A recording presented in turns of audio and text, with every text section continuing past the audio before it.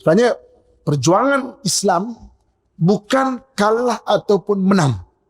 Perjuangan Islam adalah bagaimana perjuangan itu terus bersambung. Dalam Islam menang, kita takrifan menang dua. Kan? Sama ada kita syahid atau menang dengan bergaya. Dua-dua kita tak risau punya tuan-tuan sekalian. Sebab tu ketika kalah tentera salib pada 1187 Masihi, kan, maka British kata, oh, orang Islam tak boleh nak dikalahkan dengan senjata. Sebab dia mempunyai modul mencintai akhirat lebih daripada mencintai dunia. Maka tak lama selepas tamat kalahnya Baitul Maqdis, British mengasaskan University Oxford untuk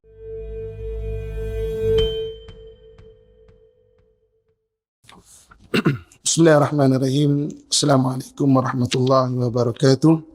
Alhamdulillah, syukur kepada Allah Subhanahu wa taala, kita dalam kursus sejarah Islam Palestin, sejarah perjuangan dan akhir zaman, kita mulakan daripada hadis yang pertama. Bismillahirrahmanirrahim. An Abi Dzar radhiyallahu anhu, qultu ya Rasulullah, ayyu masjid wudi'a fil ardi awal? Qala al-masjidil haram. Faqultu ya Rasulullah, thumma ay? Qala thumma al-masjidil aqsa. Qultu kam kana bainahuma? Qala 40 sanah. Thumma haythuma adrakatka as-salah fasalli wala aradu lakal masjid. Dari Abu Dzar radhiyallahu anhu, aku berkata, wahai Rasulullah, masjid apa yang pertama kali dibangunkan di muka bumi? Rasulullah sallallahu alaihi wasallam, kan, kemudian Rasulullah kemudian apa di muka bumi? Rasulullah bersabda, ada tertinggal tu, Masjidil Haram, di muka bumi, maka Rasulullah berkata Masjidil Haram. Rasulullah kemudian apa? Tambahkan Rasulullah bersabda kemudian Masjid Aqsa. Aku berkata, berapa tahun jarak di antara keduanya? Rasulullah sallallahu alaihi wasallam bersabda 40 tahun. Kemudian di mana saja kamu menjumpai tibanya waktu solat, maka solatlah, dan bumi adalah masjid bagimu. Muslimin dan muslimat rahmat Allah sekalian. Okey. Dalam hadis ni, yang pertama sebagai permulaan kita bicara mengenai Palestin dan Masjid Aqsa, kita kena faham iaitu Nabi SAW menceritakan mengenai masjid. Okey. Jadi kita cerita dulu bahawa Nabi Ibrahim AS adalah orang yang mula-mula meletakkan batu asas untuk Masjidil Haram. 40 tahun selepas itu adalah Masjid Aqsa. Okay? Jadi bila tarikh Nabi Ibrahim AS, kita tambahkan salinan kita, catatan kita, Nabi Ibrahim ni hidup kurang lebih 1800 tahun sebelum Masihi. 1800 tahun sebelum Masihi. Kita kan 2023 1800 tahun sebelum Masihi. Jadi dalam kelas kita ni saya akan banyak menulis mengenai tarikh. Okay? Kita akan banyak menulis mengenai tarikh ataupun waktu. Minta tuan-tuan perempuan yang hadirin sekalian salin biar kita tahu ni kat mana, ni kat mana, ni kat mana, ni kat mana, ya. Jadi lebih kurang 1800 tahun sebelum Masihi. Jadi Nabi Ibrahim ni dia berasal daripada Ur. Ur ni daripada Iraq. Ur ni daripada Iraq. Kemudian Nabi Ibrahim AS dibakar di Ur. Lepas tu baginda Ibrahim keluar daripada Ur, pergi ke atas bahagian utara. Bahagian utara, nama tempat tu Harran. Harran, Harran ni sekarang ni sepadan Syria. Sepadan Syria, Turki. Daripada Haran tu kemudian Nabi Ibrahim AS pergi ke arah Jerusalem. Di sana baginda Ibrahim AS maknanya berkahwin dengan Siti Sarah. Siti Sarah. Jadi kemudian selepas Siti Sarah, Nabi Ibrahim berkahwin dengan iaitu satu orang lagi bernama Hajar daripada Mesir. Hajar daripada Mesir. Dan kemudian Nabi Ibrahim pun maknanya menetap di sekitar Baitul Maqdis. Kemudian Nabi Ibrahim AS mana dimakamkan di Hebron. Hebron ni tak jauh daripada Baitul Maqdis. Okey. Maka pendekkan cerita, Nabi Ibrahim diarahkan oleh Allah Subhanahu Wa Taala untuk membangunkan Baitullah, iaitu Kaabah ataupun Masjidil Haram. Masjidil Haram. 40 tahun selepas itu dia diarah untuk bangunkan Masjid Aqsa, meletakkan Masjid Aqsa. Sebab itu tuan-tuan sekalian, kalau kita tengok Kaabah beserta dengan Hijr Ismail, dia adalah segi empat tepat. Maknanya dinding sini dengan dinding sini sama panjang, dinding sini dengan dinding sini sama panjang. Segi empat tepat. Ni dengan ni. Okey? Jadi maknanya kalau kita tengok Kaabah bersama Hijr Ismail, dia segi empat tepat. Walaupun dia segi empat tepat, tapi dinding yang panjang ni dia tak sama. Dan sebelah lebih panjang sikit. Sebelah tu lebih panjang sikit. Skala ini dibesarkan sebanyak kurang lebih 40 kali. Itulah saiz Masjid Aqsa. Kalau tuan-tuan tengok Masjid Aqsa, dia segi empat tepat juga, tapi dinding satu bahagian dia lebih panjang daripada dinding yang satu bahagian yang lain. Itu. Sebab tu bila orang tengok, orang kata, oi, ukuran ni bukan dibuat tanpa panduan dari Allah Subhanahu Wa Taala. Mana mesti Allah yang mana ajar, mana nak tetapkan benda itu. Jadi Masjid Aqsa dia lebih besar sebab skala dia kurang lebih 40 kali. Kurang lebih dalam 36 ekar. Masjid Aqsa tu 36 ekar. Dia besar. Jadi dalam Masjid Aqsa sekarang dia ada 5 buah masjid. 2 atas tanah, 3 bawah tanah. Dan 5 buah masjid. 2 atas tanah, 3 bawah tanah. 2 atas tanah ni, yang pertama Masjid Qibli. Masjid Qibli. Masjid Qibli tu yang depan sekali. Yang kubah kelabu tu. Kubah kelabu. Satu lagi masjid yang kubah emas. Dome of Rock. Kubah emas itu juga adalah Masjid Aqsa. Okay? Jadi orang Yahudi memang nak supaya kita faham Masjid Aqsa cuma yang kelabu tu je. Supaya kelabu tu kecil je tuan-tuan sekalian. Besar kita dia. Jadi biar kalau diambil sebahagian besar tanah Aqsa, orang tak sensitif. Tapi semua tu adalah Masjid Al-Aqsa. Semua tu adalah Masjid Aqsa. Ada 2 atas tanah, 3 bawah tanah. 3 bawah tanah, yang pertama Masjid Marwani. Masjid Marwani ni masjid tempat biliknya Siti Maryam. Ingat tak Siti Maryam ketika ayah angkat dia Nabi Zakaria kalau nak bawa makanan, dia kata, dah ada makanan. Siapa yang bagi makanan? Malaikat bagi. Bilik Siti Maryam. Kemudian yang kedua bawah tanah dipanggil Masjid Qadim. Masjid Qadim ni bawah tanah. Sekarang ni bawah situ ada perpustakaan lama. Dipanggil Maktabah Hittiniyah.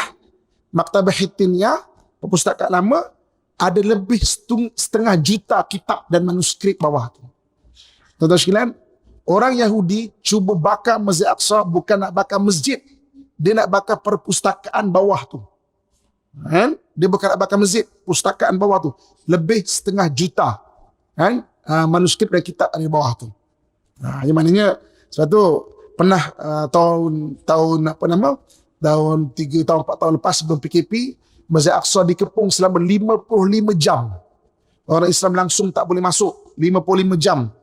Orang Islam langsung tak boleh masuk. Dan orang, maknanya Masjid Aqsa tak tahu apa yang dibuat kepada perpustakaan bawah tu. Sebab dia pecah masuk ke perpustakaan bawah tu. Jadi sebenarnya perpustakaan tu banyak manuskrip lama. Termasuk kalau kita dengar sekarang bagaimana kisah isteri Nabi Ibrahim yang ketiga bernama Keturah. Isteri Nabi Ibrahim yang bernama Keturah, catatannya ada dekat Masjid Aqsa. Yang kemudian banyak profesor-profesor, doktor-doktor kaji bahawa Keturah tu disuruh oleh Nabi Ibrahim AS untuk pergi ke go to east, bahagian timur jauh ni. Dan ada berpendapat dia lah menjadi antara darah-darah orang Melayu. Wallahu alam, saya tanya Imam Masjid Aqsa sendiri, betul Keturah tu memang ada. Dan saya pernah pergi kampung Keturah. Kampung Keturah tu dia di laut dekat dengan Ilat. Jadi orang laut. Jadi kalau kita baca buku, cuba tuan-tuan cari buku, satu buku daripada Dr. Rino. Tajuk buku tu kisah Abraham and Keturah. Tajuk dia Go to East. Jadi itu daripada point of view orang Nasrani mengenai Keturah. Bukan orang Yahudi, orang Nasrani. Dia kaji susuk tubuh Keturah tu siapa, dan dia kata memang Nabi Ibrahim suruh go to East. Jadi perlu kajian yang banyak lagi mengenai Keturah tu dan hubungan dengan orang Melayu, wallahu a'lam. Dan kita bukan bercerita yang kosong, kita kan dalam 6 kali kelas kita akan sentuh benda ni, tuan-tuan sekalian. Okey, jadi maknanya Nabi Ibrahim AS membangunkan, meletakkan batu asas untuk Masjid Aqsa dan juga Masjidil Haram. Maknanya Masjidil Haram dan Masjid Aqsa adalah tanah wakaf sejak zaman Nabi Ibrahim AS. Jadi Nabi Ibrahim AS telah diwartakan sebagai tanah wakaf. Tuan-tuan sekalian, dan tanah wakaf ni dia bukan milik individu. Hari ini kalau kita mewakaf ke satu benda, dia milik semua orang yang hatinya ada kepercayaan kepada Allah dan juga Rasul. Jadi maknanya sebab itu orang yang faham benda ni, kenapa kita berarak, bersemangat mempertahankan Palestin, tanah-tanah Palestin termasuk Masjid Aqsa? Sebab dia tanah kita. Allah Subhanahu Wa Taala telah membuat satu untuk manusia orang beriman, satu sistem lah kita panggil. Kita ada wilayah persekutuan Muslim. Mana wilayah persekutuan Muslim itu? Mana-mana tanah wakaf yang berada di muka bumi ini. Itu tanah orang Muslim. Dan saya baru ni pernah membawa dalam 2 bulan lepas, bawa rombongan pergi ke Vietnam. Lebih spesifik di kota Hanoi. Hanoi ni tak macam Ho Chi Minh, tak macam Saigon. Dia susah nak dapat makanan orang Islam. Jadi, tuan-tuan sekalian, saya berhubung dengan kawan-kawan kat sana. Tak apa, datang masjid. Orang masjid masakkan, makan, dan kita makan di masjid. Kita dijemput makan di masjid tanpa apa-apa bayaran. Sebab apa? Tanah kita. Tempat itu tanah kita. Macam masjid ini, tuan-tuan sekalian. Ini tanah wakaf. Kalau orang berada di Bangi tak nak jaga, dia tak boleh nak jual suka-suka. Orang Arab kena datang untuk jaga tanah ini. Sebab dia milik orang beriman. Orang Cina daripada Uyghur kena datang. Orang India daripada Goa kena datang untuk jaga kawasan sini. Ini baru tanah wakaf yang berada di Bangi. Ini dekat Masjid Aqsa sejak daripada zaman Nabi Ibrahim AS. Lepas bila kita kata kita mempertahankan Aqsa, tanah-tanah Palestin, banyak tanah-tanah wakaf, dia tanah kita, dia tanah air kita. Sebab tu daripada zaman Nabi Ibrahim lagi kalau kita tengok, orang yang hatinya ada beriman kepada Allah tidak pernah meninggalkan Masjid Aqsa. Okey, tadi berapa? Nabi Ibrahim tahun berapa? 1800 tahun sebelum Masihi. Kita tengok, kita ambil nabi-nabi yang besar. Nabi Musa AS. Nabi Musa AS kurang lebih 1400 tahun sebelum Masihi. 1300-1400 tahun sebelum Masihi. Macam mana Nabi Musa AS daripada Mesir keluar daripada Firaun menuju Baitul Maqdis. Kenapa Baitul Maqdis? Sebab itu tanah orang beriman. Bukan milik Yahudi, bukan milik Nabi Musa, tapi milik orang beriman ketika itu. Sebab tu heading dia pergi ke Baitul Maqdis. Kemudian zaman Nabi Daud AS. Nabi Daud AS 1000 tahun sebelum Masihi. Nabi Daud mempertahankan tanah Masjid Aqsa. Anaknya Nabi Sulaiman AS yang membangunkan betul-betul Masjid Aqsa pada tahun 950 sebelum Masihi. 950 tahun sebelum Masihi, Nabi Sulaiman AS. Dia bangunkan. Tuan-tuan sekalian, catatkan lagi dia punya timeline biar kita nampak. 500 tahun sebelum Masihi, 586 sebelum Masihi, satu orang raja daripada Iraq bernama Nabucodonosor. Tuan-tuan salinlah janji bunyi je. Nabucodonosor. Janji bunyi je, nanti baru chat. Sebab tulisan adalah kaedah merakam suara. Tulisan ni adalah kaedah lama merakam suara. Sebab tu, apa salah tulisan kau? Salah mengikut awak, mengikut saya, inilah tulisannya. Jadi Nabucodonosor, janji bunyi je tuan-tuan sekalian. Nanti baru cek lah orang sana tulis macam mana. Yang dianggap betul tu orang sana tulis macam mana. Tapi janji bunyi kan. 586 sebelum Masihi, Nabucodonosor menghancurkan kota Jerusalem. Masjid yang dibangunkan oleh Nabi Sulaiman alaihissalam diratakan, dihanguskan. Dan orang-orang beriman dan seluruh rakyat berada di Baitul Maqdis ditawan, bawa ke Irak jadi hamba. 586 sebelum Masihi. 500 Masihi datang satu orang bernama Cyrus the Great. Cyrus the Great ni ulama Islam, sebagai ulama Islam kata dialah Zulqarnain yang berjaya mengurung dua makhluk aneh bernama Gog and Magog, ataupun disebut sebagai Ya'juj dan Ma'juj. Gog and Magog, dia berjaya mengurung Gog and Magog atau Ya'juj dan Ma'juj ini, kan? Jadi kemudian dia serang Irak, bebaskan orang beriman. Orang beriman dapat balik ke Baitul Maqdis, dia bangunkan balik Baitul Maqdis 500 tahun sebelum Masihi. Tak ada kena-mengena. Cyrus the Great daripada Parsi. Zulkarnain ini dia ada dua pendapat. Satu kata Alexander the Great, satu kata Cyrus the Great. Itu yang masyhur lah. Banyak ada juga yang berpandangan raja-raja yang lain. Yang masyhur dua. Alexander the Great daripada Makedonia, 300 tahun sebelum Masihi. Cyrus the Great 500 tahun sebelum Masihi. Tapi kalau tengok biografi, Alexander the Great tidak beriman. Dia tidak beriman. Kan? Apa kena mengena Cyrus the Great nak bangunkan Masjid Aqsa? Tak ada kena mengena pun dengan dia. Tapi itu tanah dia. Sebab dia beriman. Sebab itu dibangunkan balik Masjid Aqsa. 1 Masihi, tuan-tuan sekalian. Pada tahun 1 Masihi, Nabi Isa lahir. Tuan-tuan tengok kenapa Nabi Isa ni dia lahir dekat Baitul Laham. Baitul Laham tu bukan 20 km daripada Jerusalem. Dia lahir di Baitul Laham. Kemudian maknya Siti Maryam bawa dia balik ke Jerusalem, boleh bercakap pula baby ini. Boleh bercakap. Jadi Raja Jerusalem waktu tu Herod, nama dia Herod. Budak ni kecil-kecil ada kelebihan, besar ni nanti lawan aku ni. Maka dia nak bunuh Nabi Isa. Maka Siti Maryam bawa Nabi Isa lari pergi ke Mesir. Pergi ke Mesir. Di satu tempat bernama Bahat Nasa. Salin je janji bunyi tuan-tuan. Kan? Bahat Nasa. Di Bahat Nasa, 4 tahun di Bahat Nasa, dia balik ke kampung asal dia, Nazareth. Nazareth itu dalam 200 km daripada Jerusalem. Nazareth, kan? Nazareth. Dalam ni selingan salinkan sebagai ilmu kita. Dalam bahasa Arab, Nazareth disebut Nasirah. Dalam bahasa Arab, Nazareth Nasirah. Sebab tu orang-orang Kristian dipanggil orang Nasrani. Orang Nasrani itu bermaksud orang yang berasal daripada Nasirah. Kan? Ada salah ustaz mengajar, sebab dia suka tolong orang, sebab tu Nasara tu menolong. Sebenarnya tidak, merujuk kepada Nazareth. Nazareth dalam bahasa Arab, Nasirah. Betul, orang Kristian dipanggil orang Nasrani. Orang Nasrani itu merujuk kepada Nasirah tu. Jadi dia membesar di Nazareth sampai umurnya lebih kurang 27 begitu, dia diarahkan untuk pergi ke Baitul Maqdis. Sebab apa?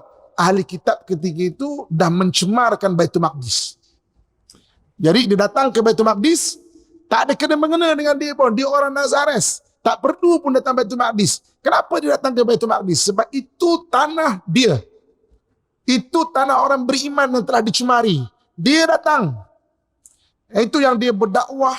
Ada kadang dia mengamuk dekat Baitul Maqdis. Tengok orang main judi dalam sekitar Baitul Maqdis. Mana dia mengamuk, dia marah betul. Itu yang ahli kitab dekat Jerusalem marah dia, fitnah dia dan cuba bunuh dia. Waktu tu Baitul Maqdis bawa Rom. Jadi orang ahli kitab ni jumpa orang Rom, kata macam-macam, dia nak memberontak lah apanya. Akhirnya Rom yang nak tangkap Nabi Isa untuk dibunuh. Tapi Allah Subhanahu Wa Taala sebut, wa ma qataluhu wa ma salabuhu walakin syubbiha lahu. Tak dibunuh, kemudian tidak disalib, tetapi diserupakan. Allah angkat Nabi Isa ke langit. Pada 27 Masihi. 27 Masihi. 27 Masihi. Okey. Tuan-tuan sekalian. 70 Masihi. 70 Masihi, satu orang raja daripada Rom namanya Titus ataupun Titus. Kalau tuan-tuan pergi Europe, ada brand jam nama Titus ataupun Titus ni. brand baju lah apa semua. Itu nama Panglima Rom. Dia sekali lagi menghancurkan kota Jerusalem, menghanguskan kota Jerusalem. Dan ketika itulah satu kotak yang ada barang-barang mukjizat disebut dalam surah Al-Baqarah sebagai tabut. Surah Al-Baqarah tabut hilang daripada Bani Israel. Dalam bahasa Inggris dipanggil Ark of Covenant. Ark of Covenant. Salin je janji bunyi dulu. Nanti ibu cari dia punya apa tulisan dia. Hilang. Dalam tu ada mabaqiya, ada barang-barang min ahli Musa wa Harun, mana ahli Musa, barang mukjizat Nabi Musa, Nabi Harun dalam tu. Hilang. Tahun 70 Masihi. Dan Yahudi sampai sekarang dia mencari tabut kotak tu. Sebab tu digali seluruh kawasan sekitar Baitul Maqdis tu. Yang belum berjaya bawah Baitul Maqdis tu. Tempat-tempat lain habis digali tuan-tuan. Sebab bukan nak gali saja, dia cari tabut tu. Kan? 70 Masihi. Pendekkan cerita, ajaran Nabi Isa ni di maknanya anak muridnya pun diburu ke sana kemari. Kan? Sampailah maknanya akhirnya kerajaan Rom tadi yang serang Titus kan? Kerajaan Rom pecah dua. Satu jadi Rom Barat, satu jadi Rom Timur. Rom Timur ni terima ajaran Nabi Isa alaihissalam. Kan? Kemudian Rom Timur yang bangunkan balik Baitul Maqdis ataupun Jerusalem pada tahun 300 Masihi. 300 Masihi ya. Rom Timur. Maharaja Konstantin masuk kepada ajaran Nabi Isa, Nasrani waktu itu, bangunkan kota Baitul Maqdis. Okey. Kemudian tuan-tuan sekalian, Nabi kita lahir. Nabi lahir tahun berapa? Tahun apa? Tahun gajah. Masihi dia berapa Masihi dia? 570 Masihi. 570 Masihi. Nabi lahir tahun 570 Masihi. Kan? Nabi dapat wahyu 610 Masihi. 610 Masihi. Nabi cerita mengenai Baitul Maqdis. Kemudian Nabi di Isra Mi'rajkan ke Baitul Maqdis. Nabi cerita, Nabi galakkan kita untuk pergi ke Baitul Maqdis, ambil Baitul Maqdis. Tapi tak sempat, Nabi wafat, ganti Sayyidina Abu Bakar, zaman Sayyidina Umar. Sayyidina Umar hantar pasukan untuk pergi ke Baitul Maqdis. Tapi jangan serang apa-apa. Sebab itu tanah wakaf. Maka ketika rombongan Sayyidina Umar sampai dan dipimpin oleh Sayyidina Abu Ubaidah Al-Jarrah sampai Baitul Maqdis, padri yang menjaga Baitul Maqdis dia faham. Dia panggil Abu Ubaidah Al-Jarrah, dia kata, aku nak cerita satu rahsia. Kami syariat Nabi Isa dah tak mampu nak jaga, penat. Panggil pemimpin nombor satu engkau, aku serahkan tanah wakaf ini kepada dia. Itu yang Sayyidina Umar datang daripada Madinah. Sebab nak ambil penyerahan tanah wakaf daripada orang beriman syariat Nabi Isa. Kemudian sampai Sayyidina Umar radhiyallahu anhu ke Baitul Maqdis, diserahkan tanah wakaf daripada orang beriman syariat Nabi Isa kepada orang beriman syariat Nabi Muhammad sallallahu alaihi wasallam. Dan ketika itu Sayyidina Umar membuat perjanjian dipanggil Al-Ahdul Umariyah. Al-Ahdul Umariyah, perjanjian Umar, mempersatukan antara orang beriman, kena jaga, kena respect, kena hormat juga orang Nasrani daripada orang ahli kitab Nasrani. Sebab itu orang-orang Nasrani atau orang Kristian di Jerusalem dia berbeza dengan Barat. Dia sampai sekarang dia setia dengan perjanjian Umar tu. Setia dengan perjanjian Umar. Dia dengan orang Islam sama-sama. Sebab tu dekat Israel ataupun dekat Palestin, orang Kristian diludah-ludah je tentang Islam dan orang Yahudi. Kan? Di sana tu. Jadi diserahkan. Kemudian tuan-tuan sekalian, pendekkan cerita. Itu tanah wakaf kita kan. Kurun ke-11, tentera salib datang daripada Eropah. Tawan Baitul Maqdis, rampas tanah wakaf ini. Kan? 70,000 orang dibunuh. Darah ni sampai buku lali ni, darah ni. Darah ni sampai buku lali ni. Betul tak? 70,000 orang. Kenapa kemudian orang Islam datang lagi dan tidak meninggalkan Baitul Maqdis, tidak meninggalkan Palestin, tidak meninggalkan Masjid Aqsa? Sebab itu tanah kita. Dari satu generasi ke generasi, berapa banyak peperangan. Dan akhirnya berjaya diambil oleh Salahuddin Al-Ayyubi pada 1187 Masehi. Diambil, tuan-tuan sekalian. Kemudian sekarang berada di bawah Yahudi bermula 1948. Kenapa kita tak boleh tinggalkan Masjid Aqsa? Sebab itu tanah kita. Itu wilayah persekutuan Muslim. Jadi kita semangat-semangat ni kita kena faham asasnya apa. Lepas tu wang ringgit tuan-tuan keluarkan, tenaga tuan-tuan keluarkan, perah otak macam mana nak buat, semuanya pahala. Baru kita faham. Taklah kita pergi barat semangat begitu. Kita berharap dengan kefahaman. Itu tanah wakaf. Kan? Man ra'a minkum munkaran falyughayyiru biyadihi. Nampak kemungkaran, ubah dengan tangan. Fa in lam yastati' fa bilisanih. Tak mampu dengan lisan. Fa in lam yastati' fa biqalbihi. Tak mampu dengan hati. Wa dzalika adhaful iman. Itu selemah-lemah iman. Bukan maksudnya kalau dah hati itu lemah. Tak. Mana kalau tak langsung dengan hati, tak ada iman lah. Bottom dia paling kurang dengan hati. So tuan-tuan berharap dengan tenaga, dengan apa semua tu, kita faham, oh aku bela Palestin sebab itu tanah wakaf kita. Selain diberi isu kemanusiaan dan sebagainya, itu tanah wakaf kita. Itu tanah kita. Jadi barulah ada pahala setiap peluh yang kita keluar, kita apa pun yang kita buat untuk Palestin, kita sebar-sebarkan jari ni, kita sebarkan daripada FB ke IG ke apa semua, baru ada pahala. Baru kita lebih semangat dan tidak pernah berputus asa. Bukan semata-mata time kecoh ataupun panas macam ini baru semangat. Barulah boikot barang-barang Israel tu sentiasa. Sebab dia dengan ekonominya itu nak merampas tanah wakaf kita. Barulah sentiasa. Taklah tengah panas macam ini boikot. Lepas tu beria-ria makan kat situ balik kan. Dengan kefahaman tu kita bergerak. Baru sentiasa sebab aku tak nak orang yang menyumbang untuk merampas tanah wakaf ini. Aku tak nak beli. Maknanya kalau terpaksa sangat, barulah. Terpaksa sangat, tak ada pilihan, barulah. Kalau tak, pilihan tu bukan pilihan utama. Kita tak nak. Dan kefahaman. Ini maknanya orang Islam tidak pernah meninggalkan tanah wakaf itu. Di mana-mana. Jadi kefahaman kita di situ itulah. Lepas tu di Gaza contohnya kan. Selain isu kemanusiaan, banyak masjid tanah wakaf yang berada di sana.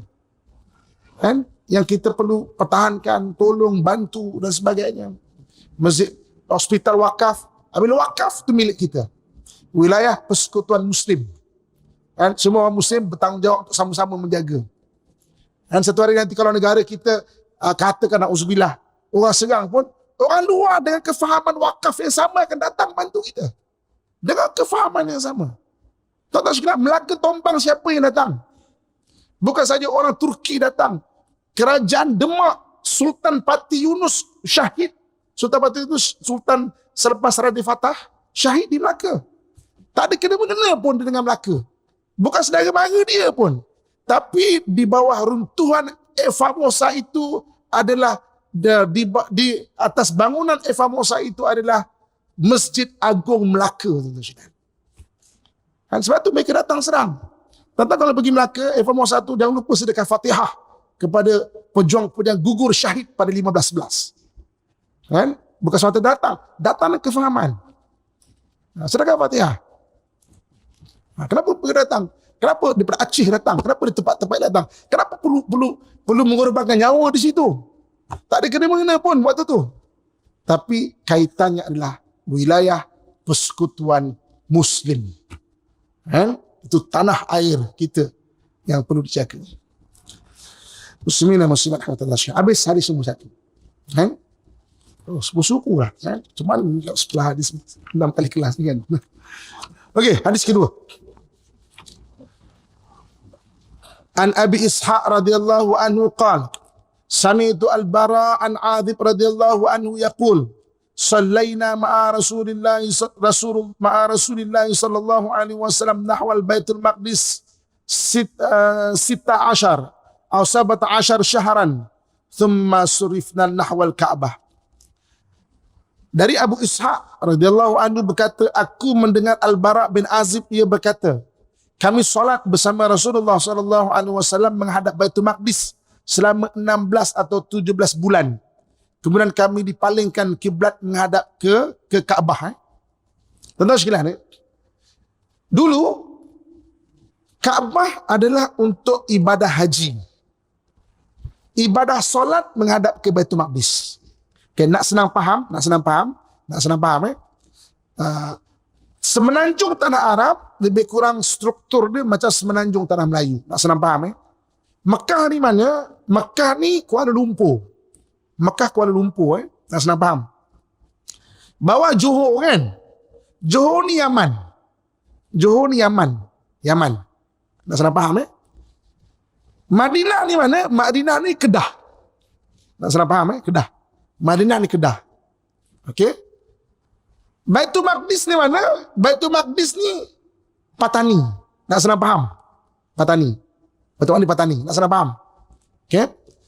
Jadi dulu kalaulah di Kedah nak menghadap Patani adalah ke arah utara.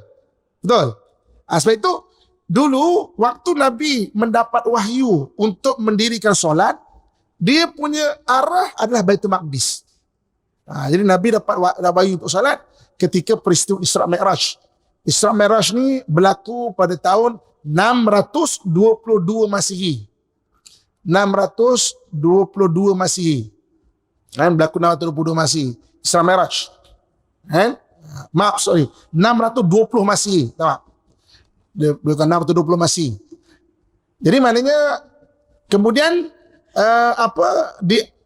sembayangnya bila berhijrah ke Madinah, Nabi sembayanglah menghadap ke Baitul Maqdis. Maknanya nak senang faham, daripada Kedah, hijrah ke Madinah, mana Kedah, mana menghadap ke utara, ke atas. Satu hari sedang Nabi solat, ketika solat asar di Masjid Qiblatain. Qiblatain itu maknanya dua kiblat. Naik rakaat ketiga, rakaat kedua ni, naik rakaat ketiga, Allahu Akbar. Turun ayat surah Al-Baqarah 144. Surah Al-Baqarah 144, fawalli wajhaka syatral masjidil haram. Palingkan ke Masjidil Haram. Maksudnya arahnya kurang lebih 180 darjah.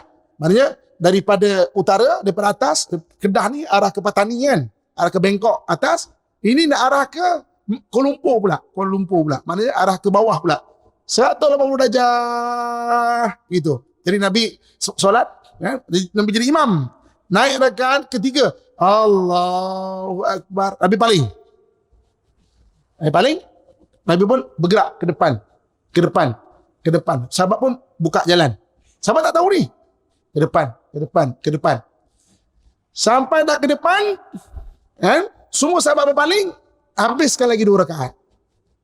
Habis sembahyang, barulah sahabat tanya, ya Rasulullah, kenapa kita tiba-tiba menghadap ke arah selatan pula? Turun ayat surah Al-Baqarah 144. Fawalli wajhaka syatral masjidil haram. Maka sekarang palingkan untuk ibadah solat juga ke Kaabah, ke Baitullah. Dulu hanya ibadah haji saja semata-mata. Sekarang solat juga arah ke arah Kaabah. Dan itu tuan-tuan, ketika Nabi Isra dan Mi'raj, kan Nabi sembahyang dekat dalam Baitul Maqdis. Contoh hari ini kalau kita sembahyang dekat dalam Kaabah, kita nak menghadap ke mana? Kita sembahyang semua menghadap ke Kaabah. Tapi kalau kita sembahyang dalam Kaabah, kita nak menghadap ke mana? Kita boleh menghadap ke mana-mana. Kalau kita sembahyang dalam Kaabah, kalau ada rezeki, mana tahu peluang tu ada nanti, ada rezeki sembahyang dalam Kaabah, boleh menghadap ke mana-mana. Jadi ketika Nabi Isra Mi'raj sampai ke ke Baitul Maqdis, Nabi solat dengan syariat Nabi-Nabi terdahulu. Kemudian barulah nanti bandingnya dia bertemu Allah. Allah syariatkan secara rasmi solat tu kepada Nabi dan umat dia. Patutnya Nabi boleh menghadap ke mana-mana. Sebab dalam Baitul Maqdis. Tapi waktu itu lagi dah Nabi sudah menghadap ke arah selatan. Kan sebagai tanda, maknanya tak senambah dekat Patani atau Bengkok lah, Bengkok tu mana patutnya boleh menghadap ke mana-mana tu, tapi Nabi dah menghadap ke arah belah-belah Kuala Lumpur ni lah, nak senang faham, bukan ada Kuala Lumpur tau, ni nak senang faham. Yang cut pula sebelum ceramah ni, Ustaz Muhammad ngajar menghadap Kuala Lumpur sembahyang, perumpamaan ni nak senang faham, ke bawah tu. Fawali wajhaka syatral Masjidil Haram. Jadi nak ceritanya, tuan-tuan sekalian, apa tu Masjidil Haram dipanggil ula, salim, janji bunyi je, ula kiblatain thani masjidain. Ula kiblatain maknanya kiblat yang pertama, ula kiblatain thani masjidain, dan masjid kedua dalam sejarah manusia, dalam wakaf kedua, masjid sebagai wakaf kedua dalam sejarah manusia. Jadi kalau orang sebut, kita saling janji bunyi je. Jadi kalau cerita ke anak cucu ataupun ngajar balik sejarah ni, kita boleh ulang balik lah. Ulal qiblatain thanil masjidain. Jadi maknanya, dan orang Yahudi sampai sekarang dia masih menganggap Baitul Maqdis sebagai kiblat pertama dia. Orang Yahudi. Sebab tu orang Yahudi kalau dia sembahyang, dia menghadap ke arah Baitul Maqdis. Tuan-tuan tengok kan dia antuk-antuk kepala kat tembok tu kan. Itu tembok bahagian barat. Tembok bahagian barat kan, sebab itu tembok yang dia dapat bahagian barat. Sebenarnya tembok tu lah tembok barat Baitul Maqdis, tembok bahagian barat Baitul Maqdis. Contoh nak senang faham, katakan sana barat, sana timur kan, dia dapat tempat kat tembok ujung tu, jadi dia menghadap ke mari, dengan menghadap ke mari tu. Tu yang dia sembahyang tu, antuk-antuk kepala tu, dia menghadap ke arah tembok tu, tembok Baitul Maqdis, sebab dia masih lagi menganggap Baitul Maqdis tu sebagai kiblat dia. Dan mana-mana sinagog, kita panggil masjid, dia panggil sinagog. Sinagog tu istilah untuk masjid dia. Okey? Sinagog ni tuan-tuan, mana-mana sinagog, maknanya akan menghadap ke Baitul Maqdis. Macam kita lah, masjid menghadap ke Baitullah kan. Dia semayang, dia menghadap ke Baitul Maqdis. Dan orang Yahudi, dia sudut kebersihan, dia sama dengan orang Islam. Dia bersunat, dia takkan makan babi. Sebab itu kalau bab halal ataupun bab suci, dia memang suci, dia tak makan babi dan sebagainya. Kalau dia tak jumpa sinagog, tuan-tuan sekalian, dia akan datang ke masjid untuk sembahyang. Kan? Ini kita kat Malaysia tak ada Yahudi. Kan? Kalau dia tak ada jumpa sinagog, dia akan datang ke masjid. Arah dia lain lah, tapi masjid suci. Dia takkan datang ke gereja. Untuk solat, untuk semayang dia, cara dia. Sebab dia memang faham orang Islam suci. Takkan makan babi, tak makan apa. Sebab tu sebahagian daripada ulama kita pun, sembelihan ahli kitab daripada Yahudi boleh dimakan. Sebab dia menyembelih atas nama Syamshim. Dia sembelih atas nama Bismillah, atas nama Allah Subhanahu Wa Taala. Tapi ahli kitab betul-betul lah. Kalau kita jumpa si Netanyahu yang tak boleh lah. Ini ahli kitab betul-betul. Sebagai fatwa. Lepas tu kalau tuan-tuan pergi naik kapal terbang, kalau tak jumpa makanan halal, boleh makanan kosher mengikut fatwa sebagian ulama.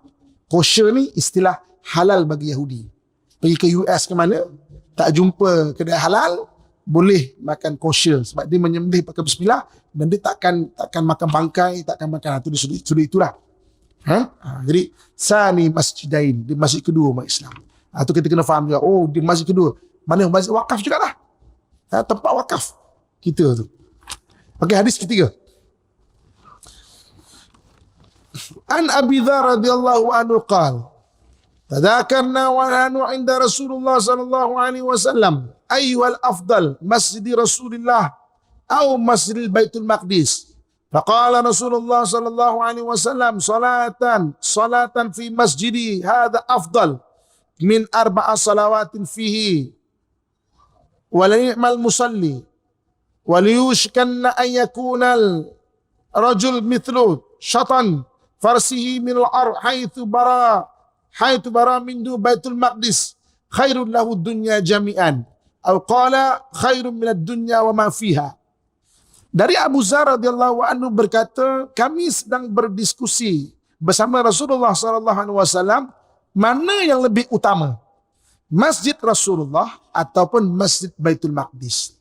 Rasulullah SAW bersabda, solat di masjidku ini lebih baik dari 4 solat di dalamnya, yakni Masjid Aqsa.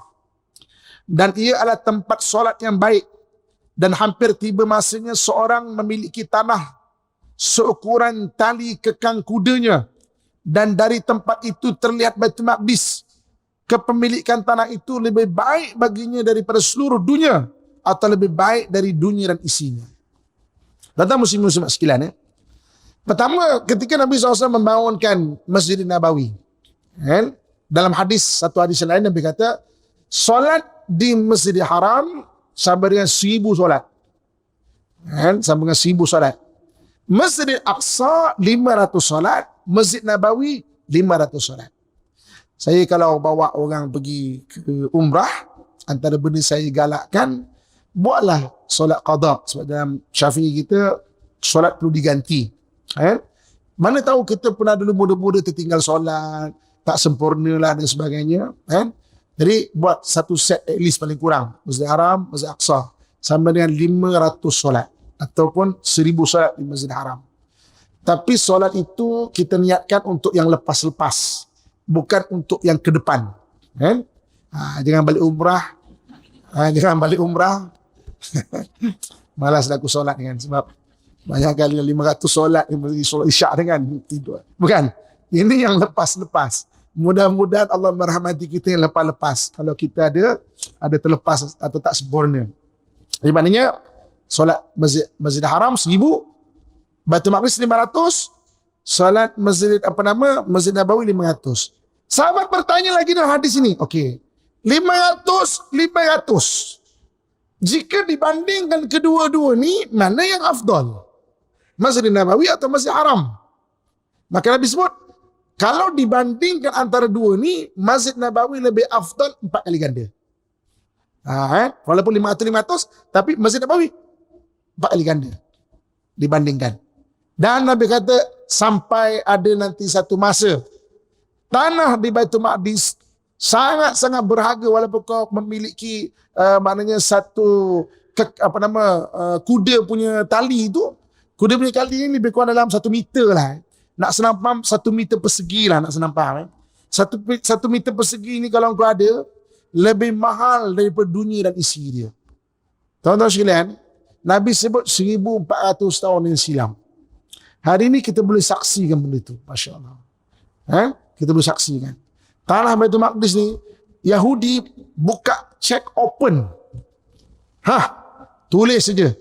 Berapa kau nak? Tulis je. Bilion ke apa tak apa, tulis je. Tapi kami nak tanah ni. Ini cerita betul kan? Dan banyak-banyak tanah, satu pernah terlepas. Sebab itu tuan-tuan sekalian, Baitul Maqdis ni ataupun sekitar Baitul Maqdis ni, satu hal Yahudi punya perangai memang rampas. Satu hal orang Arab jual. Orang Arab memang jual. Satu hal. Sebab itu dekat sekitar Baitul Maqdis ada fatwa haram jual tanah kepada orang yang bukan Islam. Saya rasa fatwa itu bagus juga untuk dinilai di sini. Haram. Sampai wujudnya satu bahagian wakaf. Siapa tak ada duit nak jual tanah, jual pada bahagian wakaf. Jangan jual kepada orang bukan Islam. Jual pada bahagian wakaf. Sampai macam tu di sana tu. Dan terlepas satu tanah dekat Jabal Zaitun ataupun Mount of Olive. Mount of Olive satu keluarga dia dapat check open jual tanah tu. Kalau kita pergi ada dalam Israel dekat Baitul Maqdis tu. Yang lain semua tanah masih tanah Islam dekat Jerusalem lama. Tapi ada satu tanah terlepas. Kita saksikan ini. Nabi bagi hint di sini maknanya jangan jual. Baitul Maqdis jangan jual. Nak wakafkan. Dan kebanyakan tanah Baitul Maqdis kan wakaf lah. Ada satu pemegang amanah yang memegang wakaf. Betul, tentu sekalian. Bila kita faham benda ini, dia wilayah persekutuan Muslim. Itu tanah kita. Kalau satu hari nanti, maknanya orang Arab tak nak jaga, kita kena datang sana untuk jaga. Salahuddin Al-Ayyubi itu adalah orang Kurdish, bukan orang Arab. Ketika orang Arab tak mampu nak jaga, Salahuddin orang Kurdish datang jaga Baitul Maqdis. Dia yang membebaskan Baitul Maqdis. Sebab orang Arab waktu itu tak mampu nak bebaskan Baitul Maqdis. Dia datang. Khalifah Utsmaniyah orang Turki pernah datang jaga Baitul Maqdis. Sebab ada orang beriman. Kita tak nafi satu hari antara orang Melayu yang akan jaga ke sana, wallahu alam. Tapi benda tu kita kena faham. Okey, hadis keempat.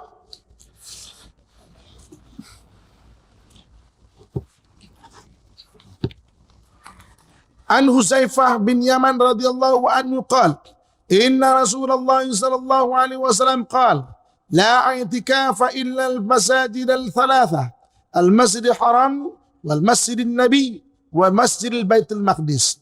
Dari Huzaifah bin Yaman ia radhiyallahu anhu berkata, sesungguhnya Rasulullah sallallahu alaihi wasallam bersabda, tidak ada i'tikaf kecuali 3 masjid, Masjid Haram, Masjid Nabawi dan Masjid Baitul Maqdis. Tidak ada iktikaf di sini, tidak ada iktikaf yang lebih afdal.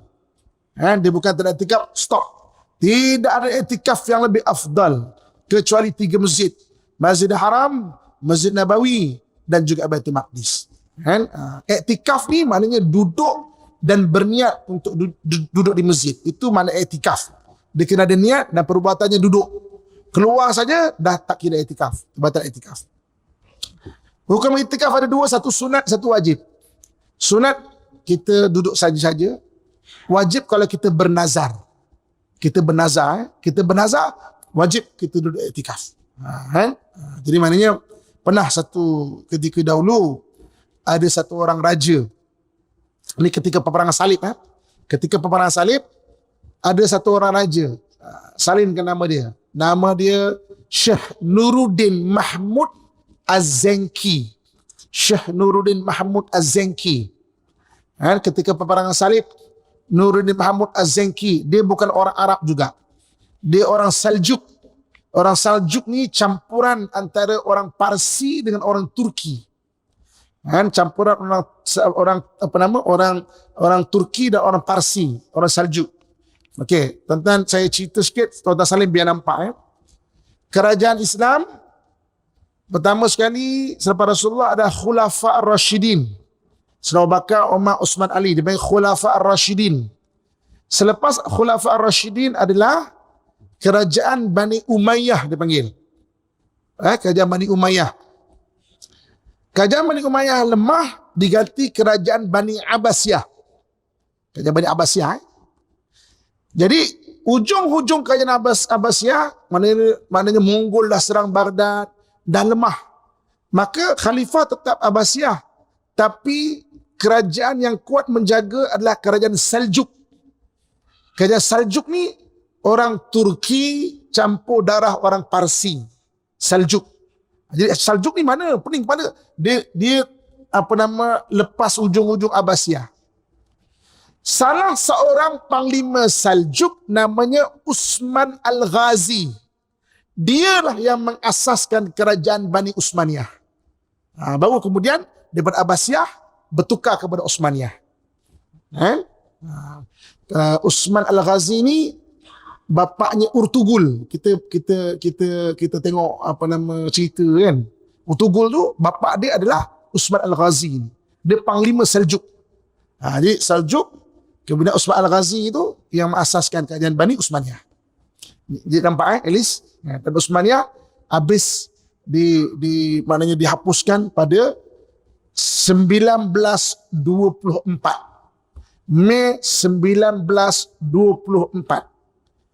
Cukup 100 tahun pada tahun depan. Tahun depan 2024. 100 tahun khalifah tumbang. Sebab itu banyak ulama kata kebangkitan berlaku. Sebab Nabi sebut setiap 100 tahun ni kebangkitan tu berlaku. Dan satu dunia maknanya kebangkitan berlaku. Apa yang berlaku di Gaza, spark ataupun percikan api untuk api yang lebih besar. Nanti kita akan cerita dalam kelas kita. Sabar, hari ni tak cukup cerita semua ni. Kita berhadis dulu biar kita faham dengan hadis tu tuan-tuan sekalian. Baru nanti kita akan cerita pelan-pelan akan sampai demi tajuk tu. Akan sampai demi tajuk tu. Okey. Jadi balik kepada i'tikaf, maknanya i'tikaf afdalnya Masjid Haram, Masjid Aqsa dengan Masjid Nabawi. Dan tuan-tuan sekalian, maknanya pernah ada satu orang bernama Syekh Nuruddin Mahmud Az-Zenki, dia orang Seljuk. Syekh Nuruddin Mahmud Az-Zenki, orang Seljuk, dia niat untuk beriktikaf dan berwakaf untuk Masjid Aqsa. Dia bercita-cita sangat. Berniat beriktikaf dan berwakaf. Apa wakaf dia nak buat? Dia membuat satu mimbar. Dia membuat 2 buah mimbar. Mimbar tu daripada 16,000 kepingan kayu. Special lah. Yang dipasak dan ditanggam. Tak pakai paku pun. Mana macam dia pakai macam Lego lah. 16,000 kepingan kayu. Dia bernazar. Dia diarahkan untuk buat. Kan? Kalau aku berjaya tawan Baitul Maqdis, aku akan letakkan mimbar ini, aku akan beriktikaf dan berwakaf. Aku akan letakkan benda ini dekat Baitul Maqdis satu lagi dekat Masjid Hebron, Masjid Nabi Ibrahim AS. Tapi tak sempat, meninggal dia, syahid 1174 Masihi. 1174 Masihi.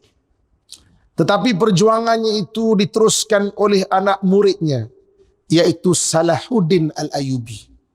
Salahuddin Al-Ayyubi berjaya membebaskan Masjid Aqsa pada 1187 Masihi. 1187 Masihi. Jadi sebenarnya perjuangan Islam bukan kalah ataupun menang. Perjuangan Islam adalah bagaimana perjuangan itu terus bersambung. Itu kemenangan dah. Bagaimana perjuangan itu terus bersambung. Sebab dalam Islam menang, kita takrifan menang 2. Sama ada kita syahid atau menang dengan bergaya. Kita kalah, kita syahid atau menang dengan bergaya. Dua-dua kita tak risau punya, tuan-tuan sekalian. Sebab tu ketika kalah tentera salib pada 1187 Masihi, tentera salib ni dipimpin oleh 2 negara, Perancis dengan British. Maka British kata, orang Islam tak boleh nak dikalahkan dengan senjata. Sebab dia mempunyai modul, dia mempunyai pengajaran dan bab mencintai akhirat lebih daripada mencintai dunia. Maka tak lama selepas tamat kalahnya Baitul Maqdis, British mengasaskan University Oxford untuk melahirkan para orientalis. Orientalis ni adalah orang yang belajar mengenai bangsa-bangsa timur dan macam mana nak kalahkan. Bangsa timur ni kebanyakan bangsa Muslim lah. Bangsa Muslim. Dan saya pernah bertemu dengan orientalis ketika saya mengajar di Rusia. Saya pernah mengajar di Rusia, tuan-tuan sekalian. Moscow State University di Rusia pada tahun 2009. Saya bergaul dengan orientalis bahagian Parsi dan bahagian Melayu. Tak pernah datang Malaysia, fasih cakap Melayu. Dia datang Melayu, ada yang pernah datang Malaysia ni, kawan saya bawa pergi Tugu Negara, teragak-agak membaca bawah Tugu Negara Jawi tu. Minah Rusia ni yang menyambung, bersekutu bertambah mutu. Orientalis. Saya pergi tengok, orang belajar Quran, belajar Jawi, belajar. Saya rapat dengan orientasi bahagian Melayu dan bahagian Parsi. Sebab dia dekat-dekat dua tu. Nanti saya akan cerita untuk kelak akan datang. Tak sempat malam ni. Kita semua. Tak sempat malam ni. InsyaAllah. Jangan tak datang kelas. Datang. Saya nak passing baton cerita ni kat tuan-tuan untuk sampai-sampaikan. Biar kita demonstrasikan apa dengan ilmu. Baru kita faham, ada kefahaman. Baru semangat tak pudar. Baru semangat tak luntur. Sebab kita dengan ilmu. Okay. Muslimin dan muslimat rahmatullah sekalian. Okay. An Jabir Abdullah radhiyallahu anhu qala anna rajulan qama yaumul fath faqala ya Rasulullah inni nadartu Allah alaik Makkah an usalli fi Baitul Maqdis raka'atain qala salliha huna thumma 'ada alayhi faqala salliha huna thumma 'ada alayhi faqala sya'nuka idzan.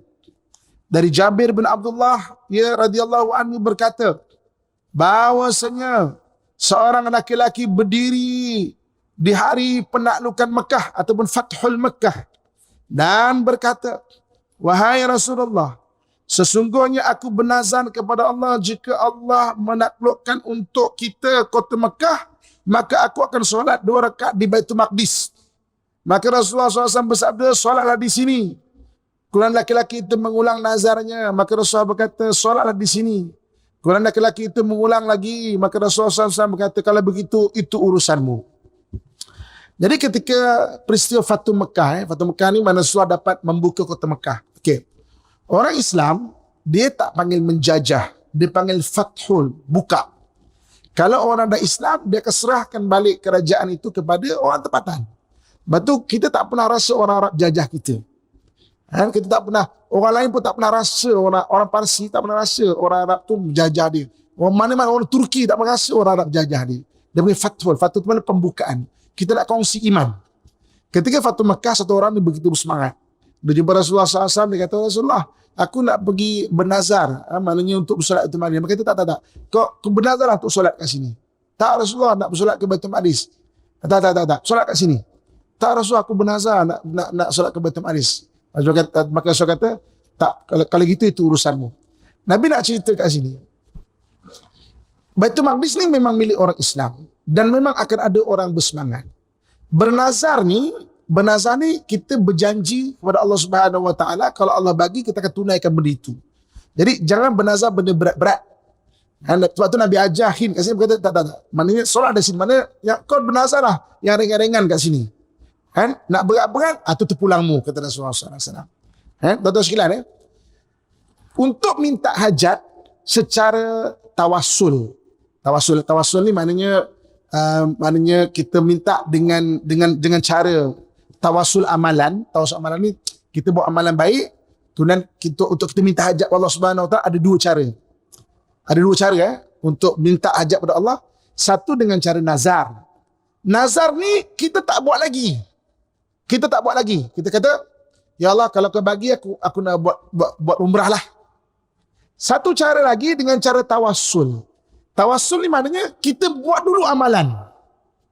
Kemudian, ya Allah, kalaulah keberkatan dan kebaikan amalan yang ada, kau bagilah aku. Antara tawassul amalan dengan nazar, mana lebih bagus?